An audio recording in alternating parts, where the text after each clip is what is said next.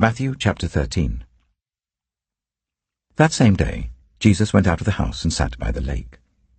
Such large crowds gathered round him that he got into a boat and sat in it, while all the people stood on the shore. Then he told them many things in parables, saying, A farmer went out to sow his seed. As he was scattering the seed, some fell along the path, and the birds came and ate it up. Some fell on rocky places, where it did not have much soil. It sprang up quickly because the soil was shallow. But when the sun came up, the plants were scorched, and they withered because they had no root. Other seed fell among thorns, which grew up and choked the plants. Still other seed fell on good soil, where it produced a crop 100, 60, or 30 times what was sown. Whoever has ears, let them hear. The disciples came to him and asked, Why do you speak to the people in parables? He replied, Because the knowledge of the secrets of the kingdom of heaven has been given to you, but not to them. Whoever has will be given more, and they will have an abundance. Whoever does not have, even what they have will be taken from them. This is why I speak to them in parables. Though seeing, they do not see. Though hearing, they do not hear or understand. In them is fulfilled the prophecy of Isaiah. You will be ever hearing but never understanding. You will be ever seeing but never perceiving. For this people's heart has become calloused. They hardly hear with their ears, and they have closed their eyes. Otherwise, they might see with their eyes, hear with their ears, understand with their hearts, and turn, and I would heal them. But blessed are your eyes because they see, and your ears because they hear. For truly I tell you, many prophets and righteous people longed to see what you see but did not see it, and to hear what you hear but did not hear it. Listen then to what the parable of the sower means. When anyone hears the message about the kingdom and does not understand it, the evil one comes and snatches away what was sown in their heart. This is the seed sown along the path. The seed falling on rocky ground refers to someone who hears the word and at once receives it with joy. But since they have no root, they last only a short time. When trouble or persecution comes because of the word, they quickly fall away. The seed falling among the thorns refers to someone who hears the word, but the worries of this life and the deceitfulness of wealth choke the word, making it unfruitful. But the seed falling on good soil refers to someone who hears the word and understands it. This is the one who produces a crop yielding 100, 60, or 30 times what was sown. Jesus told them another parable. The kingdom of heaven is like a man who sowed good seed in his field. But while everyone was sleeping, his enemy came and sowed weeds among the wheat and went away. When the wheat sprouted and formed ears, then the weeds also appeared. The owner's servants came to him and said, Sir, didn't you sow good seed in your field? Where then did the weeds come from? An enemy did this, he replied. The servants asked him, Do you want us to go and pull them up?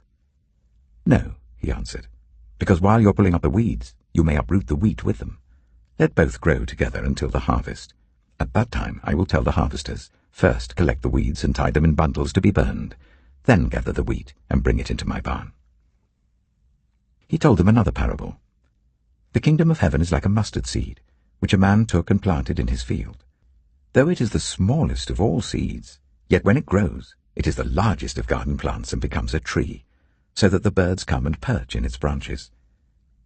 He told them still another parable. The kingdom of heaven is like yeast that a woman took and mixed into about 30 kilograms of flour until it worked all through the dough. Jesus spoke all these things to the crowd in parables. He did not say anything to them without using a parable. So was fulfilled what was spoken through the prophet. I will open my mouth in parables. I will utter things hidden since the creation of the world. Then he left the crowd and went into the house. His disciples came to him and said, Explain to us the parable of the weeds in the field. He answered, The one who sowed the good seed is the Son of Man.